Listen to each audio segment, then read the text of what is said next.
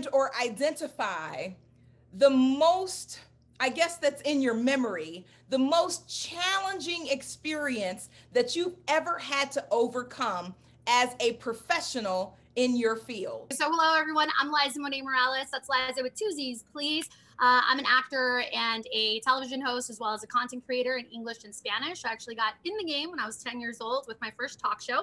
Never looked back since, and have then gone on to become a best-selling author and a speaker as well as a producer. So I've done a lot, right? I got in this game very young, and I would say I loved your question, Tish, because I feel like on the daily, there's a lot of different challenges about how to keep pushing forward in integrity, which is a huge thing. But I would say out of all of them, the toughest would be when I was challenged at an audition that I wasn't Latin enough. So I am Latina. I'm also Jewish, but I am sixth generation Angelino. I was the first in my family to go to college and was raised by my abuelita and my mom after my parents got divorced. And so it was very frustrating for me. And it happens every now and a blue moon. But for the most part now, people know, like, okay, no, she's really not going to deviate from this. I remember I would go into an audition, and in this particular one, it was for a TV host, and they wanted a Latin TV host. It was for a bilingual pilot. And so I went in and I did my thing. And at the end, the producers were like, yeah, we really love you. Like, we're bringing you back. So they kept bringing me back. So I had a call back. So 4 callbacks later, they're like, okay, we're bringing you back. However, here's the thing. And I could see they were getting uncomfortable. I knew where they were going. And they're like, do you think you could maybe? And I was like, mm-hmm. And I just sat there and owned it because I wanted them to get comfortable being uncomfortable so we could have the discussion in the room. So ultimately they were like, do you think you could change it up a little? And I was like, well, what would you like? Do you think you could be a little bit more Latin? Mind you, they're not Latin. I'm like, I am being Latin. And they're like, well, can you dumb it down? I'm like, dumb what down? And then finally, after like 2 minutes of a long pause, they're like, do you think you could be a little more ghetto? When I tell you, I wanted to take my shoe and throw her, like we say in Espanol, my chancla. I was so frustrated because I was like, am I really sitting here? This is a major network. And they are literally telling me that I have to be more quote unquote ghetto. And I was like, I need you to explain what that means. So they proceeded to say that I wasn't Latina enough, that I didn't sound Latina, I sounded too educated, and that I needed to dumb it down to be more relatable. And for me, this was something that was flabbergasting. But on top of it, I knew that I had a choice. Right? One of the things that I grew up with is not seeing myself enough on stage, not seeing Latinas that looked like me, and also not even seeing darker skinned Latinas, Afro-Latinas, Afro-Latinos, indigenous people on screen being validated for who they were. So I knew that there was a lot riding because it was going to be a huge contract, but I also knew that I needed to hold myself with integrity. And the way that I was raised by my abuelita and my mom was to always be a classy chingona. It's something that I talk about in my book. And being a classy chingona is always being super classy, treating everyone with respect and with grace, but at the same time, knowing who you are, the shoulders of your ancestors that you stand on, and not letting anyone minimize your importance and what you represent. Because there's room for all of us to be here. There's room for us to be expressed, and not only expressed, but also seen. And others want to keep us in this very tight box of like, this is what I know a Latina to be. Her name needs to be Maria. She needs to be a housekeeper. God forbid she be educated and she be lighter skin or darker skin. So I took my time. I was so mad. I'm gonna be real honest with you. And I also wanted to cry. Like, have you ever gotten so mad you just like want tears, like they're gonna flow down? And I was like, no, okay. And I just remember my grandmother in my head, right? Like, okay, casi chingona. So I was like, all right. And I looked up and I said, you know what? Totally appreciate the fact that you might not have ever seen a Latina that looks like me. But I can tell you, born and raised in downtown LA, growing up in Montebello and East LA and Alhambra, there's many Latinas that look like me. And also, I think it's super important that as a first college generation Latina who's graduated, who went to an Ivy League school, that's represented. So while your network might not be used to it, and I hope that I'm not the last, I certainly can make room to be the first. And if that isn't here, then that's fine. I'll find a home somewhere else. So I proceeded with that, finished my audition, and they thanked me. Wouldn't you know it, I got the call the next week and I was hired. So what I learned in that situation was that it's super important for you to sometimes be the trailblazer, even when the world wants to tell you that there's no room for you in the table that they've created. that's okay. Because when we're Latin, we can create our own table and we can make it longer. So we actually have more room for people to join us as opposed to making walls or keeping people excluded. So with that, I'm super excited to be here. My name's Liza Monet Morales. I'm Talisha Oliver. Professionally, I am a television producer. I'm a co-producer right now for a new show for OWN. And just wrapped up Temptation Island. I'm also a children's book author, and I do stage plays and murder mysteries, all that stuff. So anything entertainment, I just love, and I love to produce. One of the biggest challenges that I had to overcome was fighting for my worth. One scenario that I can think of, well, just in general, period, being a Black female in the industry, you're gonna always be, deal with sexism, colorism, and also dealing with people not wanting to pay you what you're worth. And so I've had to learn early on how to negotiate and how to really do my research of knowing what does this position get paid? What does that, that other person that doesn't look like me, what do they get paid? And how can I fight for that? And so that's been something that I've had to deal with in this industry. And just even with titles, like knowing that I'm doing the work of something and wanting to be credited for it. I had someone laugh in my face, knowing that they needed me and couldn't do their job without me. But when I stood up for myself and said, hey, in order for me to come back and do this show, I need this, I need that, and I just listed my demands.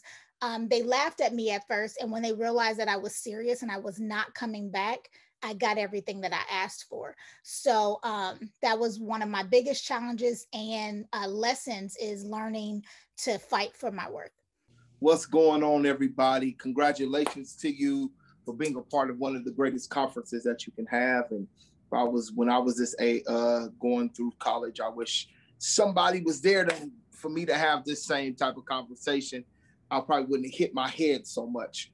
My name is Frank Oliver, known as Pastor Frank. I do a lot of different things. Can they see me? Can they hear me? Okay. I do a lot of different things. I've been able to pastor a church who is in 2 different locations, and we've made it through this wonderful thing called wonderful time out in COVID, and survived that and been able to innovate that. And then through that time, we've been, me and my wife, who is so modest, has been able to do a couple of things, entrepreneurial. We've been able to open up a couple of franchises. We started off with Flame Broiler, and then we came into Mayweather Boxing and Fitness Gym. And not only that, my wife, she was being modest, but she owns a thing called Good Tree Productions, and she's been able just to kind of rock and be probably one of the few African-American ladies who have been able to hit in reality TV, co-EP, EP status. And so we're busy with 4 kids. So our lives are busy. I would say this, there's a lot of challenges. This is the challenge I think that you have to beat. I had to beat. Know you belong in the room. Know you belong in the room. Like, beat off feeling that you are the only one, or you have to prove that you're the Black in the room, or the Latino, or the Latina, or the Asian. Just know you belong in a room just like anybody else is in that room. Don't make concessions that because you are what they call other, whether it's female, whatever you might feel, or people, or the pressure in the room, or the environment makes you want to feel like you should be singled out. Know you deserve to be in the room, and know that you're there because of a couple of things. Number one, you should know there because God put you in that room. Number two, you should know you're there because you worked hella hard to get there. Number three, you should know you're in that room because you have everything that it takes to be in that room and stay in that room. And one thing I had to learn is I had to be confident enough to go into rooms that you're not going to see people like you, and you got to go in there and let them know, I'm in the room, I'm staying in the room, and damn it, you're going to respect me in the room. So that's what I would say. Is that what happens at Circle of Change? Do we take you to that point where you just get so emotional and caught up giving good words to these people that you have to go there. I promise you, you are in for a good conversation tonight. What up, y'all? My name is Juan Doe, pronounced like the magic wand without the D. I come from sunny Seattle, Washington, and I was fortunate enough as a junior in high school, I found out that my calling was to serve people as an inspirational speaker. My team and I have been lucky enough for the last 11 years to positively impact over 250,000 professionals and amazing students by sharing practical strategies on how to develop resilience and mental strength. The greatest challenge I've overcome as a professional, I'd say for me personally, is imposter syndrome. For me, after graduating from college, I had a chance to work as a corporate trainer for a guy named Tony Robbins. So I had a chance to travel all around the world, sharing business and life advice to people who are 2 to 3 times my age. After I left, I decided I want to take these life lessons and share it with young people from another young person. So I had launched a book, and on the surface, things looked like I was a success. But in the back end, I definitely felt like I wasn't. Why? Because when I wrote my first book, I went through all $20,000, $30,000 in savings, and I went to $30,000 in credit card debt. I reached a point where I knew that I couldn't keep using credit cards to try to make this dream come true. So what eventually happened is I ate a big slice of humble pie. I worked as a census taker, knocking on doors to check how many people lived in certain homes. I also worked for Comcast, selling cable door to door. I also delivered phone books. For you here who are thinking, what on earth is a phone book? It's this really thick thing that looks like a dictionary with people's phone numbers in them when they actually had home phones at home. So for me, I had to go through all these challenges of thinking that people thought I was a success, but deep down I felt I was not a success. What really helped me through this, and I'll kind of mention it later, was just having quality people in my life. One of my favorite quotes is an African proverb that says, if you want to go fast, go alone. If you want to go farther, go together. And it's by having quality people in my life that helped me to overcome this imposter syndrome. So what's going on, family? My name is Derek Scott II. I'm a senior consultant with Deloitte & Touche, which is the world's biggest financial services or client services firm. I graduated in 2016, so not that long ago, from Florida State University. So shout out to anybody who's from Florida or currently lives in Florida. But yeah, man, I think my biggest challenge to date, right, 5 years in the game, would probably be making a career shift. So in 2018, I traded in years of familiarity, a tribe of in-house sponsors, right, domain expertise, for an opportunity to recreate myself. I was tired of pushing buttons as a corporate finance analyst and said that, I'm going to give this consulting thing a try. But I had no experience in that opportunity, in that industry. So obviously, as many of you know, it's the fear of what if, just like when you were selecting your college. What if I go to UCLA? What if I go to Morehouse in Atlanta? Where do I go? And that fear was paralyzing. But what I found myself doing is, on the path of fear or facing fear, I found my freedom, right? And so what I was able to do is surround myself with, those mentors who may have left GE, which was my prior employer, my mentors and family, et cetera, and ask them, what would you do? What experience do you have in this industry, right? What resources do you have? And I just literally lost myself in trying to figure out as much as I could about this area. But yeah, I mean, that had to probably be my biggest challenge to date, was just pivoting and really trying to figure out, I'm going to roll the dice and figure out, is this where I want to go, right? And 2 years later, 3 years later, it's definitely worth it. So Derek Scott, looking forward to speaking with you all. All right, y'all, listen, let's get into this conversation. I'm so glad that you guys have been able to introduce yourselves and say a little bit more about who you are and those challenges, more importantly, that you were supposed to overcome. Let's get into this first question. So a first generation, everybody knows this is a first gen conference, all right? So these are students who are first generation college students that are gonna face a gamut of challenges. I mean, I think, in life, we're not going to avoid challenges. They come to make us who we are. And so what would you all say would be, let's go top two, because we want to move it along as quick as possible. Top two challenges, in your opinion, that first generation college students need to overcome upon graduation that's going to adequately prepare them for their first job.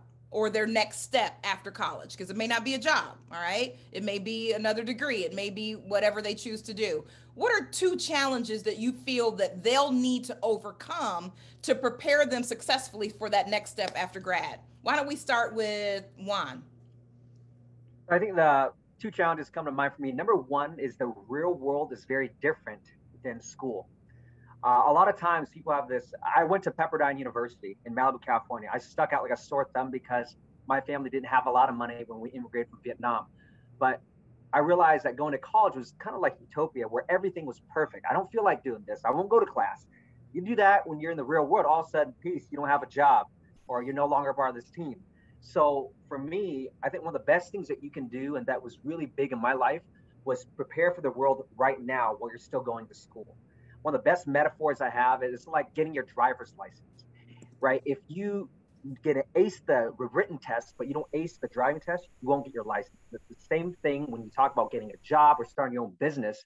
Is you have to do well academically, but as equally, if not more, is you got to have the practical skills. So make sure right now, by attending this conference, this is a great first step, but make connections, gain real world experiences, get your hands dirty so that when you transition into the real world, it's a lot smoother and you're not as surprised because you actually have something of what to expect. The second thing I think is that everything won't go according to plan. You know, in college, in school, everything's laid out for you. There's a course syllabus, but guess what? There's no course syllabus telling you what to do next in your career path. When life gives you many tests that will throw your way, there's no study guide that you can go off of. So I think what's really important is when things don't go according to your way, it's realizing that it's okay. Rather than trying to always be positive and put on a front and say, you know, it's going to be okay, it's going to be all good. I think it's more important is decide to have an honest attitude. And what that means is when you're going through a tough time, just acknowledge how you feel, right? I mean, if you're feeling stressed out right now, you're feeling overwhelmed because you're not being able to see people face to face or things are not going your way, it's okay to feel that way because we're all like soda cans. Life shakes us up. But like a soda can, if you don't release that tension that builds up inside, come on, Juan, it will explode. So make sure, number one, gain real world experience now. Number two is when things don't go according to your way, don't always try to be positive and put on a front. Decide to have an honest attitude and acknowledge your emotions because whatever you resist will continue to exist. Say that again. Say that again. Whatever you resist will continue to exist. If all of a sudden you have a difficult conversation and you do not have that courageous conversation, that tension will still be in the air.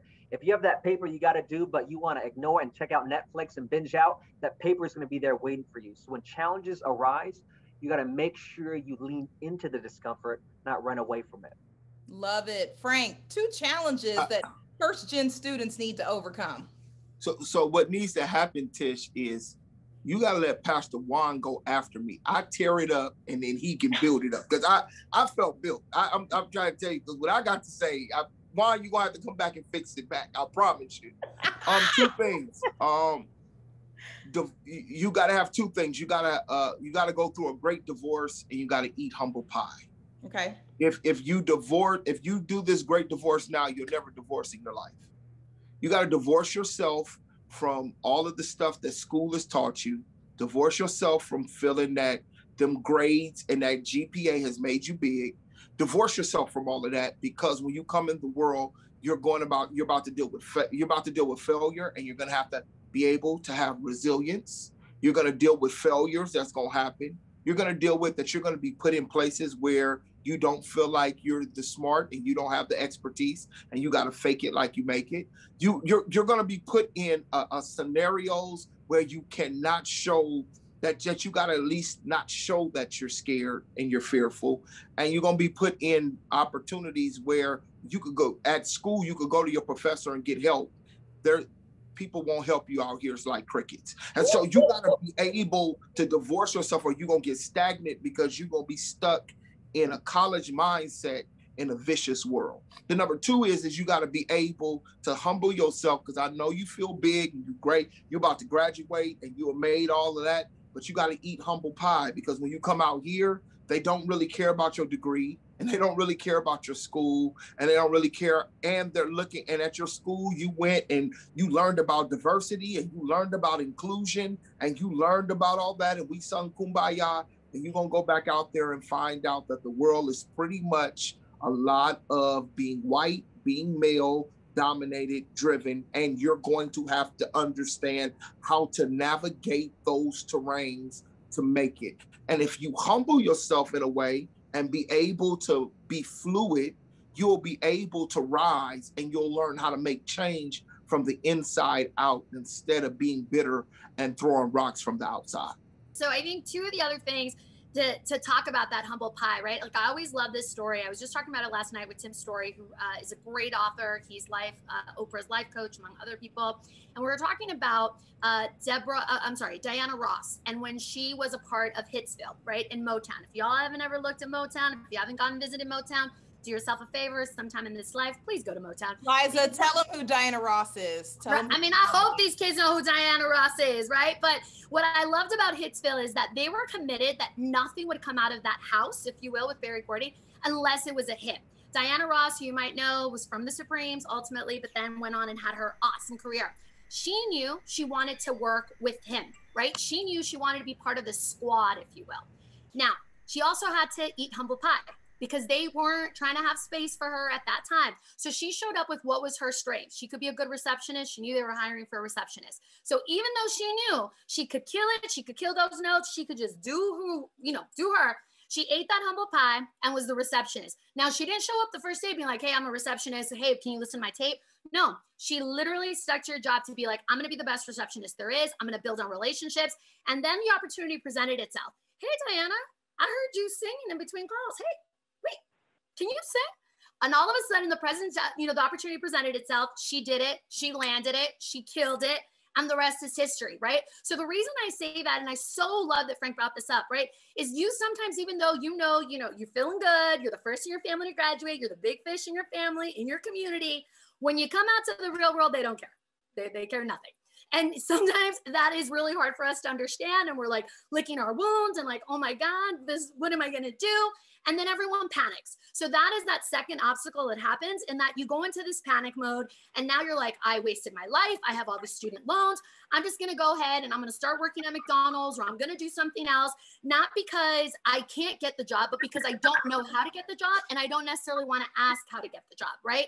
So what that becomes a bigger issue is that giving into the fear has become, I think, of a bit of a sidetrack. So when those things come up for you, I want you to lean in to pivot, not panic. Again, I want to say that you want to pivot, not panic. That has been one of the best ways that I have gone through this life and have had the experiences, because sometimes you make a plan, but God, the universe, whatever you believe in, has a different one for you. But as long as you know what your purpose is, and you can really double down on like, all right, how can I use my skills? How can I use what I know in this moment to move my needle forward? You will be okay. But that goes back to knowing how to eat your humble pie, knowing how to show up to be of service. And here's the key thing. Since you are still in college, I want to challenge each of you right now to reach out to not 5, but 10 alumni members, 10 alumni members that are either from your city, that are in the field that you want to get into, that are from a city you want to visit or head to over the summer. Reach out with them and ask them, don't just come out like, hey, here's what I want. No, hey, I'm graduating. Look them up. We have a great thing called Google.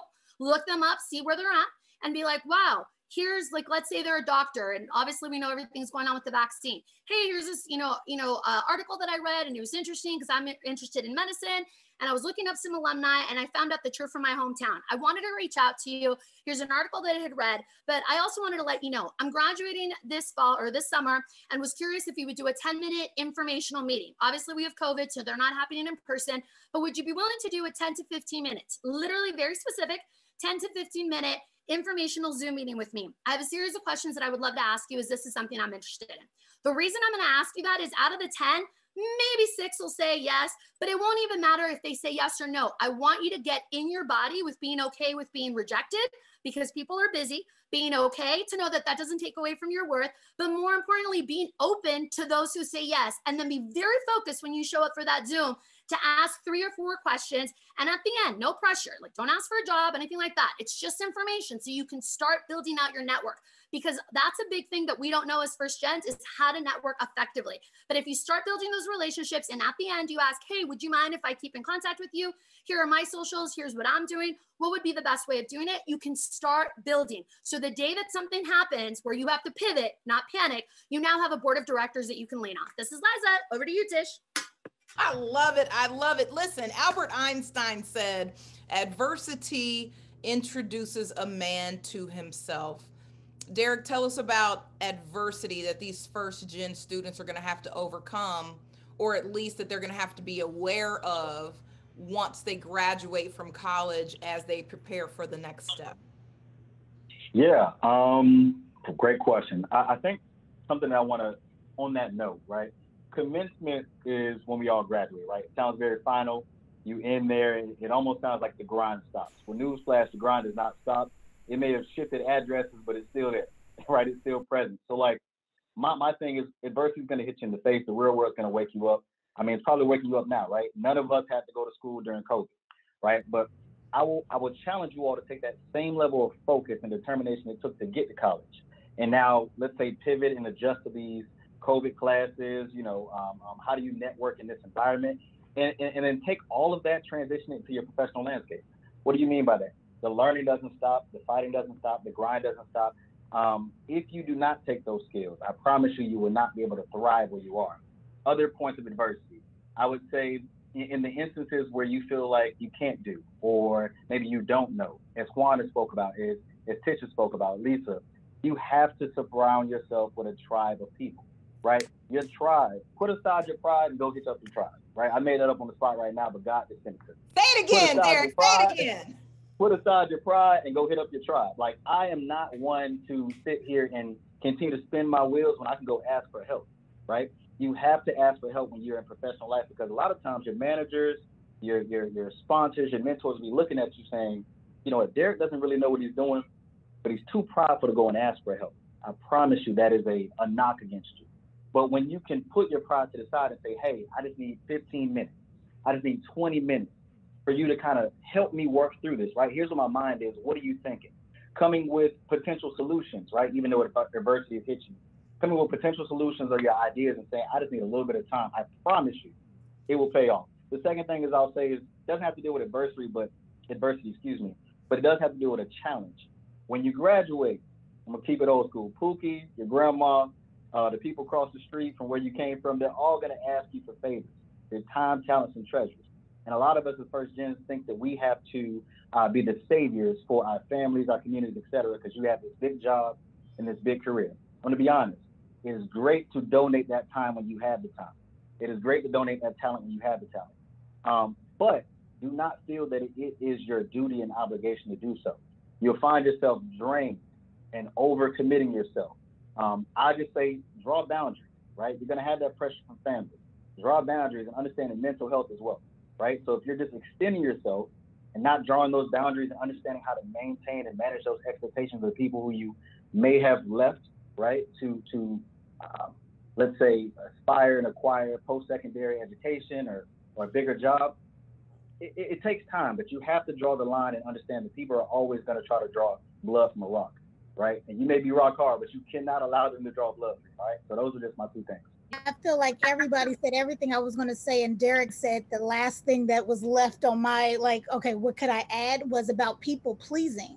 Yeah. Is, especially when you're first generation, like, sometimes you're doing this for other people, like you're doing it for your parents, you're doing it for your family to, prove a point or whatever. You have to have a why within you on why you're doing it, and know that, because like that's the only thing that's going to keep you grounded when you face these other challenges. If you're doing it for other people, it's easy to walk away. So yeah, I think they touched on all of that. Yeah, when you elevate, isolation is a byproduct of elevation. I hope I'm saying that right so y'all get it. When you go from level to level, when you move forward, when you go onward and upward, everybody's not going to get it. So you may organically leave some people behind. God bless them. Do your thing. I love you. But if you have a certain vision, goal, dream, if you have a plan, if you have an outline or objectives for your life, everybody may not be able to come along with that. Because think about what we're talking about, guys. This is the panel that talks about resiliency, right? Big Sean made a song a couple years ago, right? Last night I took a L, but tonight I bounced back, right? 2020, we took a L, but 21, we bounced back. So we're talking about resiliency. That's being able to be buoyant, like a buoy that's floating in the ocean. That's your comeback game, right? And so I want to ask the question that's coming from our panel right now. Someone put in a question, and I don't know if y'all could break this down. It seems a little similar. How is real life different from the real world? Your real life in the context of this real world working. Right now, I have a employee. She's great. She's powerful. I mean, she's awesome. When I seen her, I created a job for her because I wanted her there. We're getting ready to do a major grand opening. The biggest push of the campaign within within the health and wellness industry is usually the pre-sales. It's that moment where the new kids on the block. We're just coming out of COVID. Everybody got COVID weight. People want to get out. We in California, they got to get out. It's time to look good. The summer's coming. It's getting hot out here, Tish, and they want to be sexy. They got to get to the gym. And so right now, all hands are on deck. And right in the midst of that, her grandmother passes unexpectedly. And what happens is that's real life. Real life, people pass. Real life, things happen. But the real world of work is she only has 3 days for bereavement. Real life says she hasn't even processed the death in 3 days. And how is she going to merge this moment where life is changing, where she has a grandfather who has dementia, who's going to take care of him? How is she going to manage that in a time where her job is at the most of her demand? Real life and real world can have these clashes, these hits, and you got to ask yourself, whatever decision you're going to make right now, right? Whatever decision you're going to make, you have to live with it. And you have to merge your real life with the real world of work, with the real world, because the real world is not going to stop and say, it's going to be okay, and we're going to be your therapist. The demanding job will feel for you. They will care for you. I'm a pastor, I care. But at the end of the day, the question is at the demand and at her position. The question is how do we merge to make sure she's well in her mind, but also to make sure that this job is able to function and do, because if the job don't make it, then she ain't got no money to take care of what's well in her mind. You got to be able to work those two. That's how, to me, I've understood merging the real world and real life together. Yeah, no, that's so good. That's so good. I want to actually pose this one to Juan. Juan, the question reads, what advice do you have for older students who have had a career already and who are trying to re-enter the professional world? Now, older, I'm not sure in some people's eyes if that means 26 or if that means 39 or if that means 74, because Circle of Change in the past has had all of these ages. How and what advice do you have for someone looking to re-enter the professional world? Juan, let's take it away. For me, I believe that one of the best things you can do is to work through people.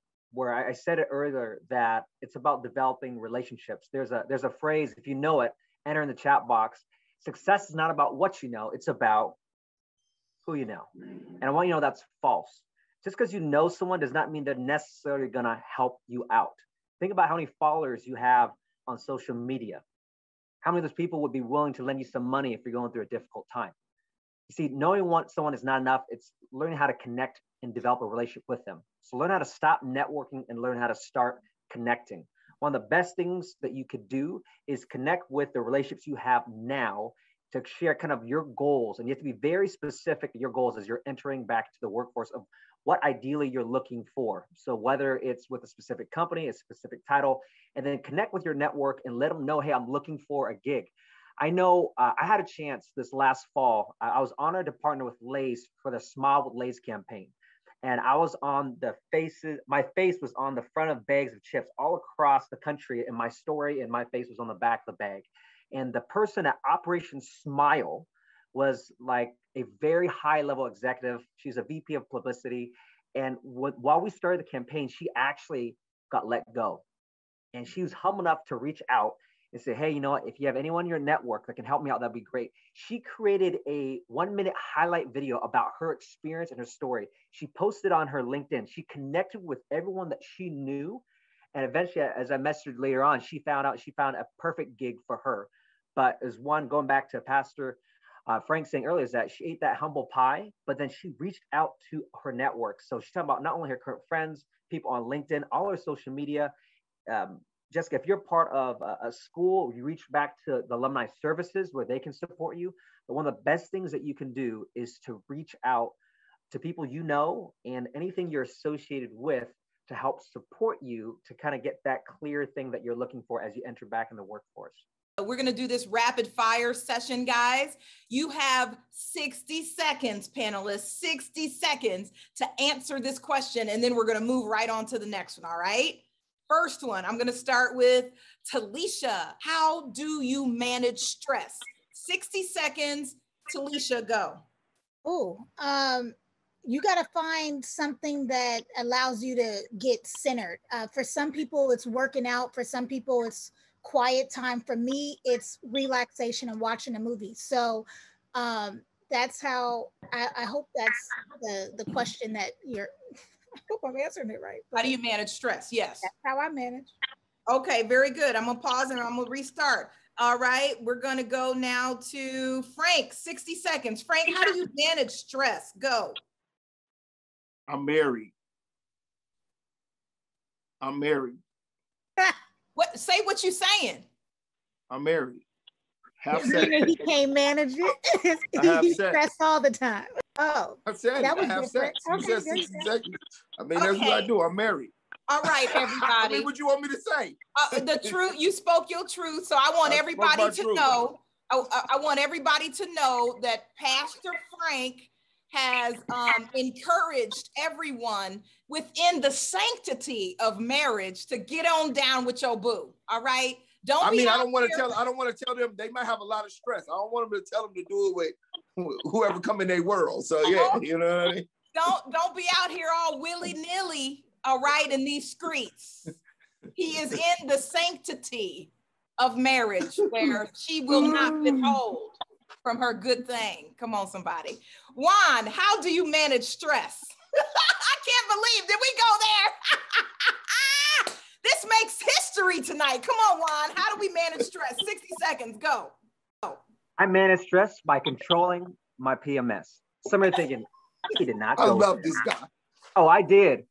PMS, we all got it. It's not funny. It's your physical, your mental, your spiritual health. Physical health is the way that you move your body. Think about if you're crunched over looking at your computer, it's hard to feel relaxed that way. So how you move affects how you feel. So that's why exercise is so important. Maybe it's going for a walk, getting some fresh air. So make sure you move your body. Secondly, it's your mental health. That's your mind. What are you feeding in your brain? Every day, I listen to music in the morning, 10 minutes of music. I listen to worship music. I sing out loud. It makes me feel good. I'm feeding my mind with the right stuff. Lastly, your spiritual health is making time for you. Think about every day we plug in our cell phones at night so we make sure that our phone doesn't run out of battery. My question is, do you plug yourself in every day? Because there's no way you can give 100% when you're operating on 3%. He did that with 8 seconds left. Come on, Juan. They don't call him a ninja for nothing. Come on, hey, Tish, I just want to let Juan know, and Liza, all of y'all, I'm gonna take your stuff. I promise you, I'm gonna give you credit. I'm gonna give you credit. I will not plagiarize, but I will give you credit. Pastor Frank, I'm gonna give you credit too on how you manage stress. I need everybody to know that Juan is married too, okay? right, well, to answer it, this is Liza. I'm here for the real of it all. I actually do two things. One, the minute that okay, this is gonna be really silly, but you have to give your brain a whack when really things are happening that are so intense. So he just gave our brain a whack by even talking about him having sex. I don't care where I'm at. If things get way too crazy, I will literally stop and yell out plot twist. My friends have seen it. My boyfriends have seen it. I've been on set and I just like pretend like, okay, God, all right, universe, whatever movie we're playing today, plot twist. This is where something amazing is going to happen. And it makes me laugh and just gets me out of the serious things because it ain't that serious half the time. I'm just really caught up in like, you know, the day-to-day grind. So then I sit there and I go straight up into gratitude. So I have out my book. I start the first 2 words I said in my mouth every single day that I'm blessed to wake up is thank you. And I make sure that I list what are the 3 to 5 things that I'm grateful for. And then at night, here's the super important part where you can de-stress, especially if you're a creative. 4 seconds. 4 seconds. Yep, you have to deal with rejection is list the great thing that happened in your day. Secondly, list the one thing you could have done better. And third, what is the one thing you learned? Boom, shakalaka for the win.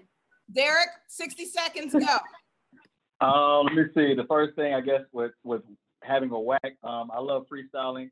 I'm a spoken word artist, so like when I'm getting too stressed, I close the laptop, start beating on the desk, go play some music, and just start freestyling until I can make myself laugh. Other than that, I make sure I follow my routine. So I meditate every morning. I pray every morning and thank God for the breath He's put in my body.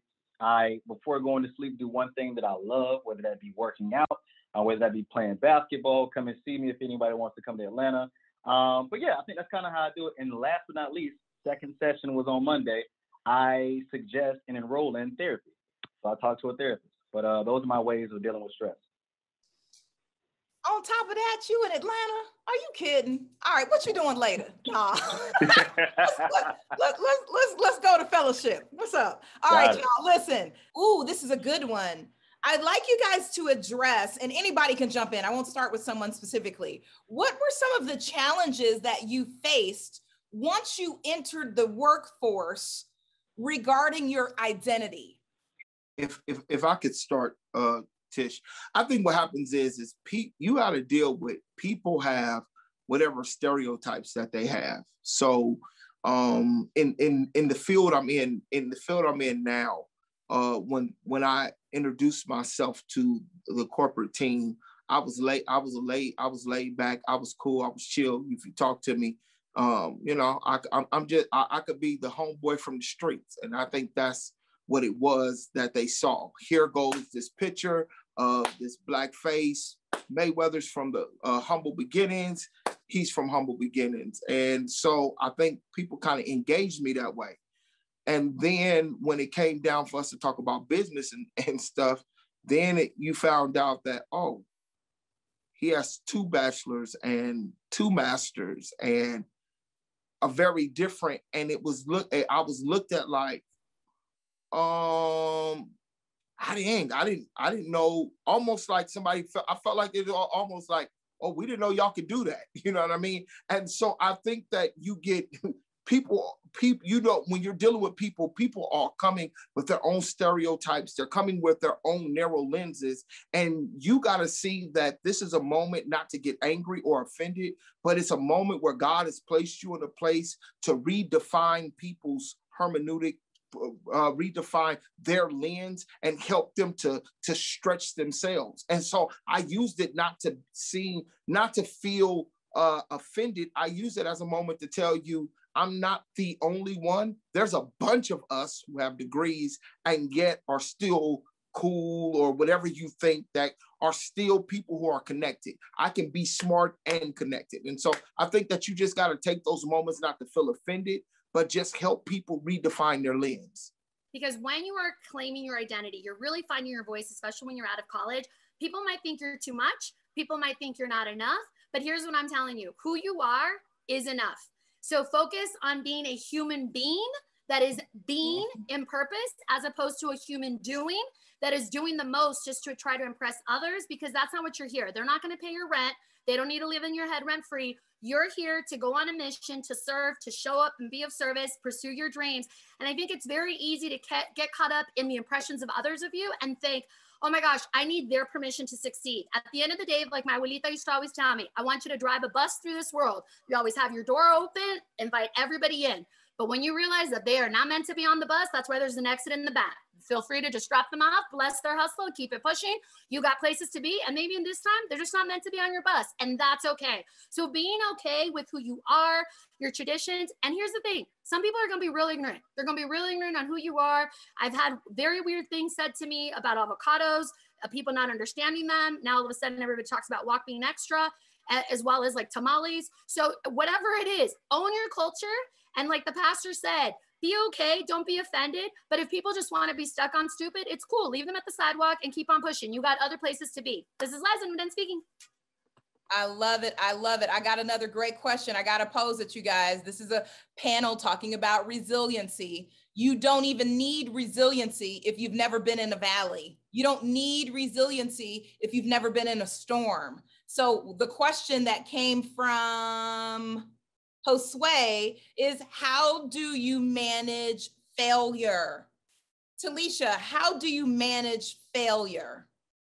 That's a great question. You have to change your mindset on how you look at it, right? Like, you shouldn't look at failure as like, if you didn't achieve something as failure. It should be a lesson and a tool on how to continue going down that path to do better the next time, right? So I don't feel like I said that right, but I hope you guys received it the way that I'm thinking of it.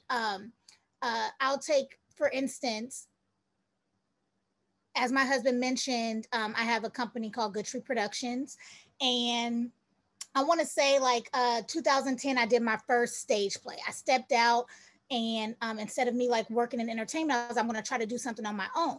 Now, that didn't work out the way that I thought that it should, but it was still a success. To other people outside looking in, it was like, wow, like, you know, you were sold out every night that you did it, and people still ask to this day for it to come back. But because it wasn't to my standards of where I wanted to be, I considered it a failure, and I took my time. And my husband would get on me all the time. He's like, you know, are you doing this for fun, or is this something that you're doing because this is what you're passionate? And it's because I'm passionate about it that I want perfection. And I had to learn that it's okay if it's imperfect, because you have to be comfortable with your humble beginnings, right? Like, one day it's going to be at the level that I see it in my mind, but I have to keep striving and keep practicing to get there. I can't just like give up because the first time didn't work out. So I said all that to say, don't look at something that didn't go the way that you might have planned and look at that and say, I'm supposed to give up on this thing. Keep fighting. Yeah. Keep going. And if you truly believe in it, and that's something that is in your heart to do, or you believe that that's your purpose in life, keep doing it and keep going, because those so-called failures are going to lead to success, because now you know what not to do. Now you know where you need to improve. And without that, you didn't have any markers to hit or attain.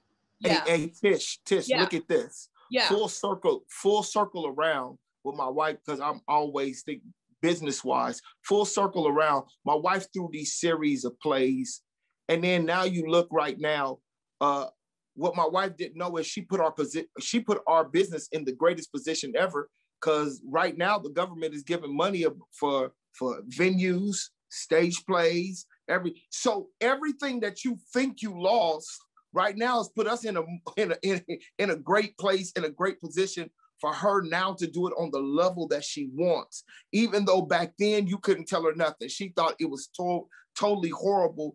And now you look years later, we're right in the place of obtaining a grant to be able to do things on a bigger level and opening up doors. So always know the things you think are failures can come back and set you up for what is really going to happen to push you into your destiny. Absolutely. Look at that teamwork. He just cleaned that up for me. Thank you, baby. Yes, he did. That's we ain't talked about it yet, but I just thought I was working on the grant while I'm at the office. Derek, how do you manage failure? Let's see. All right. How do I manage failure? I kind of put this in the chat earlier, but I understand it is not just happening to me. That's the first thing I kind of put myself in the understanding of it. Like, everyone fails, everyone has setbacks. For me, I always look at it as an opportunity to learn. Rejection, failure, otherwise. If I am not, well, let me just say this: I would rather try and fail than fail to try, right? And so for me, I'm always going to try and look out for those opportunities that stretch me, that make me uncomfortable. And like I said, make adjustments as I go along the way. The second thing I would say is, even with the failure, I keep a running list on why I'm great, why I'm awesome, why I am wonderfully made, right? Because oftentimes when you fail and you face rejection, you'll start to second guess yourself and your abilities, your capabilities. And so I often look at myself and say, all right, I'm powerful, I'm Black, I am king, I am wonderfully made, I am first gen and second to none, right? And so I make sure when I'm failing, I learn from those lessons. I remind myself why I am capable of continuing to go.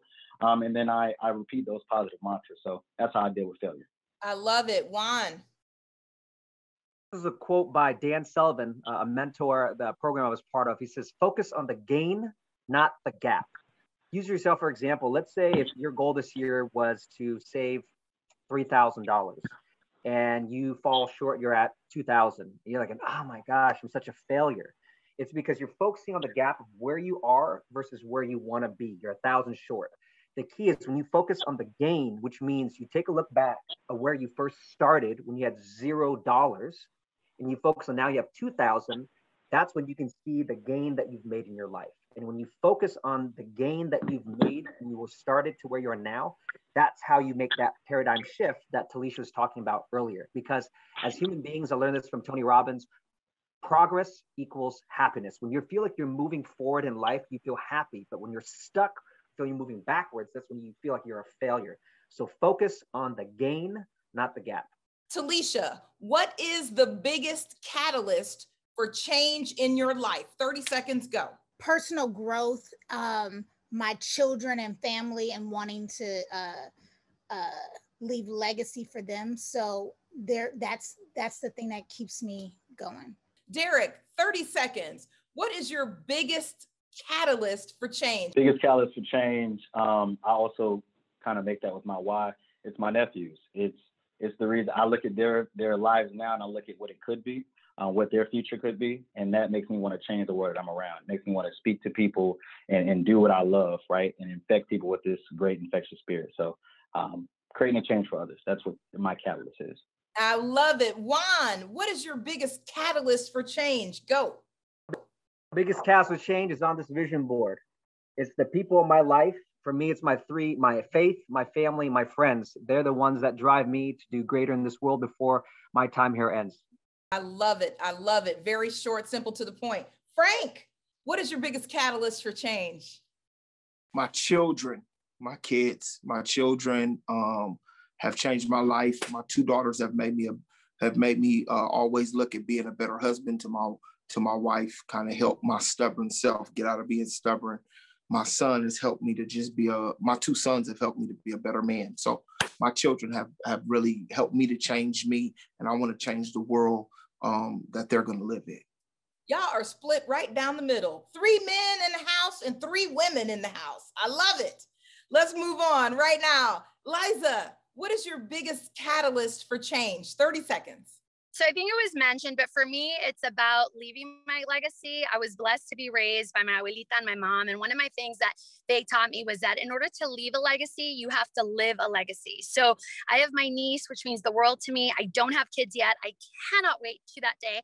But I know that she watches me, not just on TV, but she watches what I do. And so knowing that I'm setting seeds up for her for the day that I'm no longer here is extremely important to me.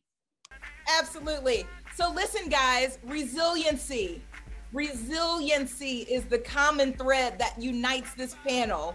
I want everybody right now, as you give your final word, to send our students back into the main session with, tell us the ultimate takeaway that they need to be able to develop a stronger, resilient attitude and disposition so that they can experience success in life. What is that one key nugget? Let's start with Frank. I would tell people relationships matter. Your net worth, you can know your net worth by your network. And I would just tell you, if you want to see yourself and having high success. Make sure you value and have a good relationship of people who are high achieving and successful. I love it. Derek. Two things. On the other side of fear is breakthrough or freedom. And also there's promise in your pain. So stay resilient, keep pressing on. There is promise in your pain. Yes. Come on, Liza. Love it. Remember that in life, it isn't just about being financially rich. The true richness is, again, shout out to my abuelita, being soul rich. Invest in your education, which you've already done. Invest in being of service to others, and invest in experiences over things. Those are three things that the day that you leave this planet, no one can ever take from you. But what you leave behind by being educated, trailblazing for others, by investing in those experiences and showing up of service will leave your legacy. Thank you all so much for being here. Is Liza fantastic or what? All right, come on, Talisha, that final word. I would say learning the power of no. They say in the airplanes all the time that you can't help somebody else without putting the oxygen mask on yourself. And so don't overexert yourself in trying to make it where you want to go. Like, it's okay to tell people no because you have to focus, or know that, you know, they're crossing a boundary. So learn your no, understand your why, and take care of you. Guys, I got two $1 bills. They represent us as first-gen students. I believe your ability to succeed doesn't come down to your age, your skin color, your background. The key to success and the key from this time together is taking the knowledge you learn and putting it into action. By doing that, I believe your ability to succeed will increase 5, 10, or possibly 100-fold.